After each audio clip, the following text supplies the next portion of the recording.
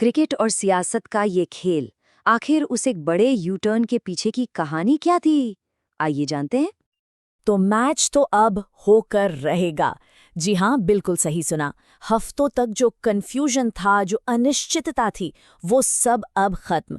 भारत और पाकिस्तान का वो हाई वोल्टेज मुकाबला, वो अब ऑफिशियली ऑन है।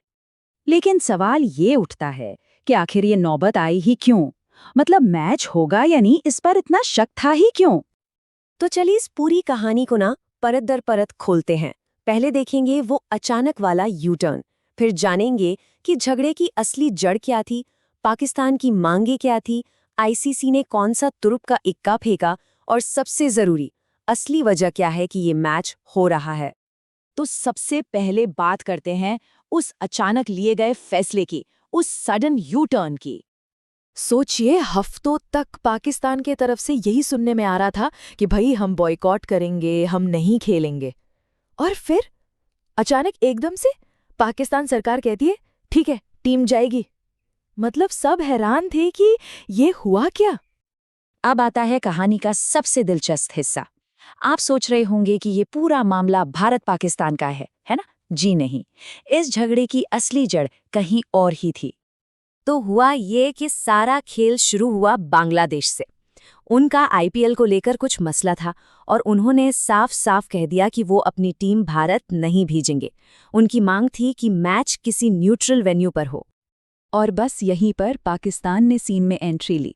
एक तरह से बांग्लादेश के साथ सॉलिडारिटी दिखाते हुए उन्होंने एक सिग्नल दिया कि देखो, अगर बांग्लादेश नहीं खेल रहा है तो हो सकता है हम भी अपना फैसला बदल दें। तो ये सीधा सीधा भारत पाकिस्तान का मसला था ही नहीं, बल्कि कह सकते हैं एक पॉलिटिकल मूव था। और इसके बाद शुरू हुआ मांगों और शर्तों का दौर। पाकिस्तान ने आईसीसी के सामने अपनी 5 शर्तें रख दी। देखिए, पहली 2 तो थीं बांग्लादेश के लिए। एक तो उन पर कोई फाइन न लगे, और दूसरा उन्हें फ्यूचर में होस्टिंग राइट्स मिले। लेकिन असली खेल तो बाकी की 3 शर्तों में था, जो सीधे सीधे भारत से जुड़ी थीं। मांग थी कि भारत पाकिस्तान की बायलैटरल सीरीज फिर से शुरू हो, एक नई ट्राई सीरीज रखी जाए जिसमें भारत, पाकिस्तान और बांग्लादेश हों, और 2026 में भारत बांग्लादेश का टूर करे। तो मतलब साफ था, है ना? पाकिस्तान इस पूरे मौके को एक लेवरेज की तरह इस्तेमाल कर रहा था, भारत के साथ क्रिकेट के रिश्ते सुधारने के लिए। तो फिर आईसीसी का क्या कहना था इस पर? उन्होंने क्या किया? चलिए अब वो देखते हैं। आईसीसी का जवाब एकदम सीधा और साफ था।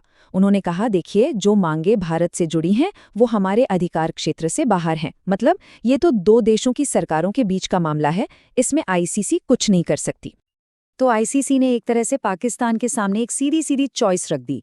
एक तरफ था बॉयकॉट, जिसका मतलब होता मैच के पॉइंट्स गंवाना, भविष्य में बैन लगना और पैसों का भारी नुकसान। और दूसरी तरफ था मैच खेलना, यानी कॉन्ट्रैक्ट पूरा करना, एक बड़े मैच का हिस्सा बनना और जाहिर है रेवेन्यू में अपना हिस्सा पाना।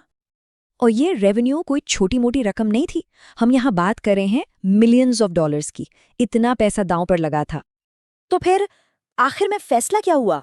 पाकिस्तान ने खेलने का फैसला क्यों किया? देखिए, सच तो ये है कि पाकिस्तान के पास ज्यादा ऑप्शन बचे ही नहीं थे। एक तरफ से डिप्लोमेटिक प्रेशर था और दूसरी तरफ आर्थिक तौर पर बहुत बड़ा झटका लगने का डर। उनके लिए ये एक तरह से चेकमेट वाली सिचुएशन थी। हाँ, दुनिया को दिखाने के लिए जो ऑफिशियल वजह बताई गई वो तो यही थी कि भाई, हम क्रिकेट की भावना का सम्मान करते हैं और अपने इंटरनेशनल कमिटमेंट्स को पूरा कर रहे हैं। लेकिन असली वजह थी आईसीसी का जबरदस्त आर्थिक और कूटनीतिक दबाव। तो ये सब देखकर एक सवाल तो मन में आता ही है कि जब करोड़ों डॉलर्स का खेल और ग्लोबल पॉलिटिक्स एक ही मैदान पर उतर आते हैं, तो असली पावर किसके हाथ में होती है?